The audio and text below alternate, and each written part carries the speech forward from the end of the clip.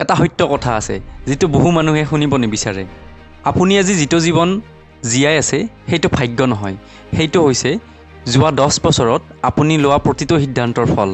আপুনি আজি ধনী নে দুখীয়া, শক্তিশালী নে দুৰ্বল, আত্মবিশ্বাসী নে ভয়ত জীয়াই আছে, সেইটো হঠাতে হোৱা নহয়। এইটো হৈছে আপুনি প্ৰতিদিনে লোৱা সৰু সৰু সিদ্ধান্তৰ সংগ্ৰহ। এটা প্ৰশ্ন নিজকে সোধক, 10 বছৰ আগতে আপুনি কোন আছিল আৰু আজি আপুনি কোন? এই দুয়োটাৰ মাজৰ পাৰ্থক্য কেনেকৈ আহিল? এটা দিনতে নহয়, এটা মাহতে নহয়, প্ৰতিদিনে আপুনি আপোনাৰ নিজৰ জীৱন গঢ়ি আহিছে, নিজে নজনাকৈয়ে। প্ৰতিটো সময় অপচয়, প্ৰতিটো পৰিশ্ৰম, প্ৰতিটো ভয়, প্ৰতিটো সাহস, সকলোবোৰ মিলি আজি আপোনাক সৃষ্টি কৰিছে।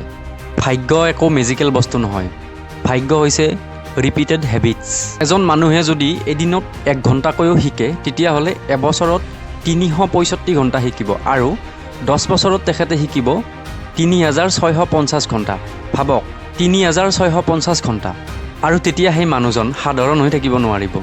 আৰু আনহাতে যদি আন এজন মানুহে এদিনত মোবাইলত 1 ঘণ্টাকৈ নষ্ট কৰে, তেতিয়াহ'লে 10 বছৰত 3650 ঘণ্টা তেওঁৰ জীৱনৰ পৰা লছ হৈ যাব। ভাবক কিমান লছ।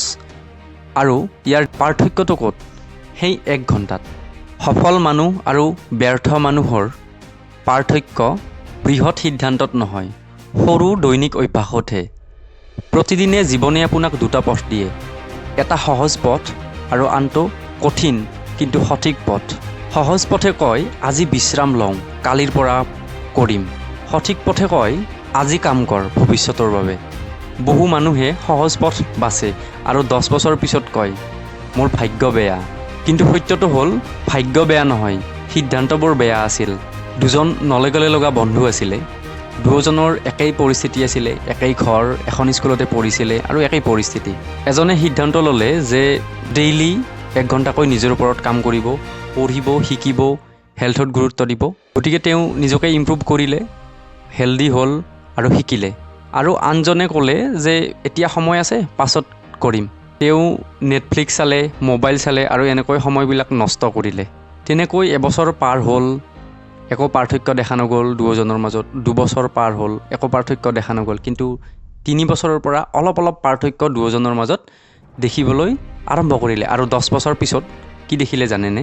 এজন হ'ল সফল, আত্মবিশ্বাসী আৰু সন্মানিত হ'ল, আৰু আনজন সেই একে ঠাইতে থাকিলে। একেটা প্ৰশ্ন মনত লৈ যে মোৰ জীৱন কিয় সলনি নহ'ল? কিন্তু উত্তৰটো সহজ, কাৰণ তেওঁ নিজৰ জীৱন সলনি কৰা নাছিল আৰু আনজনে নিজৰ জীৱন সলনি কৰিছিল, ডেইলি 1 ঘণ্টাকৈ দি কিনে।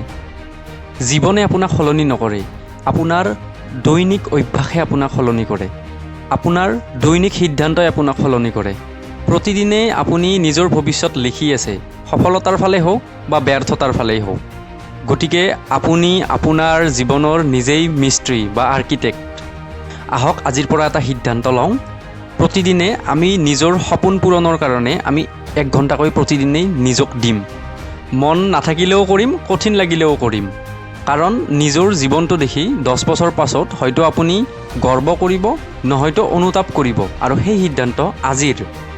মনত ৰাখিব, আপুনি আজি যি মানুহ সেয়া হৈছে যোৱা 10 বছৰৰ আপুনি লোৱা প্ৰতিটো সিদ্ধান্তৰ ফল।